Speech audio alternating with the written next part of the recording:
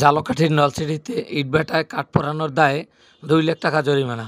ঝালকাঠির নলছিটিতে একটি ইটভাটায় কাঠ পোড়ানোর দায়ে মালিককে ২ লাখ টাকা জরিমানা ও ১ মাসের কারাদণ্ড দিয়েছেন ভ্রাম্যমাণ আদালত।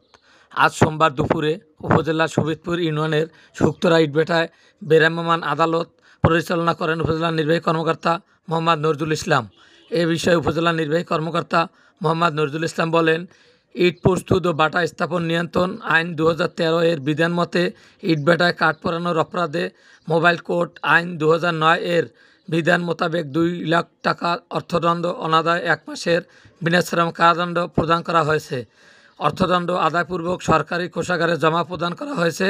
একই সাথে মাদক দ্রব্য নিয়ন্ত্রণ আইন ২০১৮ ধারার বিধান মোতাবেক পৌরসভার গৌরপাশা এলাকার আদেল মাঝির ছেলে লিটন মাঝিকে গাঁজা বহনের অপরাধে ৩ মাসের বিনাশ্রম কারাদণ্ড প্রদান করা হয়েছে।